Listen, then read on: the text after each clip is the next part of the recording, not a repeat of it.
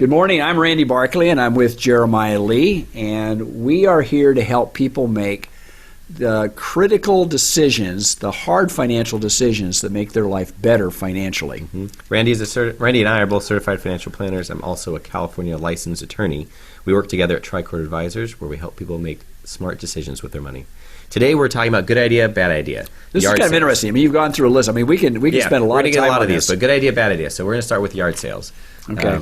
A lot of people looking for extra cash, have extra stuff. A lot of people moving, want to get rid of it. So what do you do? Has anybody, I'm sure a lot of our listening audiences have tried yard sales, and of course there's yard sales all the time. I know people that they make it a habit every Saturday morning to drive around and look for the signs and go in and buy stuff. And some of it's for personal use. A lot of it is for what they do for charitable work, for filming households and people that are going through hard times and things like that. Yeah, or we sell it on eBay. I'm sure there's people who do that, or treasure hunting. But the question is, you have extra stuff in your garage. You want to deal with it. Is a yard sale a good idea, bad idea? I mean, I had a yard sale not too long ago because we moved, and I was amazed that we were out there all day long selling stuff, and at the end of the day, I don't know. We made $100, and you made a lot of good friends, though, right? Yeah, right. all the people stopping by, and so the value of the actual yard sale, I would say, was minimal. Because before the yard sale, we had put things on OfferUp or Facebook Marketplace, some of these other online things, and the bigger items, the dresser, the table, those people had come and picked up. Right. So we had sold them for $20, $30. They weren't making a huge amount of money, but they were moving. But then we got left to all the random things. So we had a yard sale, and looking back, I don't know that I would do it again. So good idea, bad idea. We'll have to get a label on it later. But the alternative is, what else do you do with it? I didn't want to take it to just the dump. I didn't want to just throw it away. I hate throwing stuff away. I mean, we live in this society where everything is just easily disposable, and it drives me crazy growing up. The background that I have, you just didn't throw anything away in the area that I grew up. So it's hard for me. It's ingrained in me to keep things and reuse it, repurpose it as much as you possibly can. Yeah. So one repurpose for a lot of this stuff is donation. Right. And a lot of people think, I'll just take it to the Goodwill, I'll take it to Salvation Army, I'll take it to some other charitable place that will accept household goods. Right. And that's step one. You get it in a bag and you drop it off. But we have a number of folks who then get to tax time, and they have their little ticket, and it says, I dropped off 3 bags. And they go to do your taxes through TurboTax or with their tax advisor. And 3 bags doesn't really cut it. That's not what the IRS is looking for, is 3 bags. You're looking for a little bit more detail than that. A lot more. And the benefit is, a little bit of foresight is, say you have stuff you want to get rid of. You realize, okay, I could sell it. I sold what I could. I don't want to hold a yard sale. Time to donate it. Itemizing it out is really the way to go, and that may not. And that is not something you do at the time you do your taxes, because now the bag is gone. You have no idea. It's as you put it in the bag, and the itemizing you need is simply 4 women's shirts, 3 men's pants, 2 pairs of socks, or whatever it is. There's an IRS schedule. You can get that. It's updated. There's several different sites that will provide it to you. The Goodwill even has their own version. The Goodwill has one. There's a few companies that have these schedules. And these show valuation, and it's not just one number, let's say, for a man's pair of pants. It is, they grade it. So if the pair of pants are in poor condition or fair condition or excellent condition, they will give you a different value for that. Yep.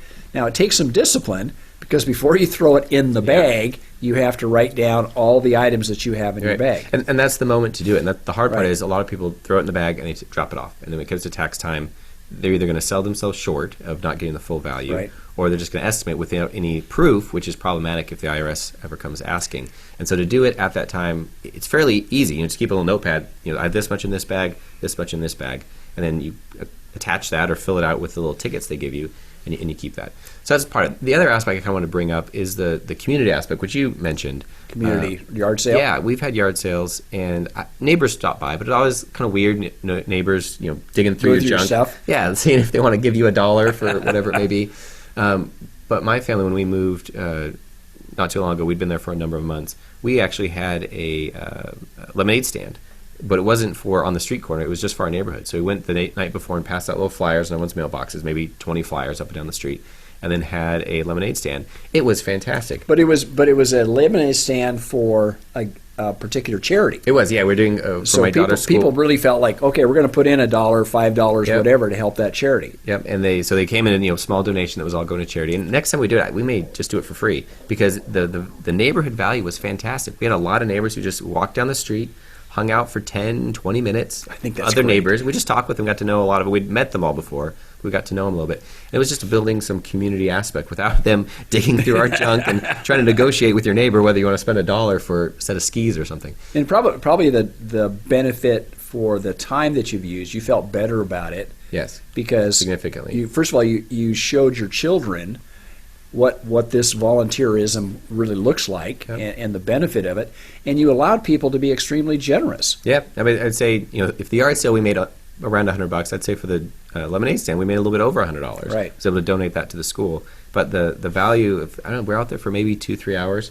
and we had a number of neighbors that swung by. I got to meet them and chat with them, and seeing neighbors talk to each other. Right. So, as you think about yard sales, I guess I would be in the camp of saying bad idea, just because I don't see the benefit of it. But maybe we'll talk about if you were to donate stuff instead, what is it dollar for dollar? What is the tax write-off that you're going to get? What is the bang for your buck? Again, I think that people that do this, I hate to say the word professionally, but go around to all the different yard sales, and what they do is they pick up items, and in some cases they bring it back and they resell it. They could do that. I think it's a lot of work. There's the other side of it. They collect and they buy things and they give it to other people that are in need. Or I think the most frustrating thing I've ever experienced is when we did a remodel and we had all the furniture and everything else, and we hired this company to come in, market all this stuff. And the amount of money they gave to us after they took their share and they did everything, I was appalled at how little we got. In fact, I still kind of it's kind of in the back of my mind. It's like, really? Why did we even do this? We would have got far more benefit by giving all of this to charity and taking the write-off that the government would allow you to do. In fact, my experience, this is kind of a personal note, when we remodeled our kitchen, I told the contractor, said, make sure you don't bust up the kitchen cabinets. I said, we kept all the cabinets, and then I had the contractor who was making the new kitchen cabinets give us an estimated value of that, and I took that to Habitat for Humanity and got a receipt for that, gave that to my CPA. Most people wouldn't even think about that as a good thing to do. But so I think giving away is better than trying to sell. Yeah, but in that instance, if anything is over $500, you need an appraisal. Right. And so that's clothes and T-shirts. Those go in a bag. Itemize it, give it to Goodwill, whomever.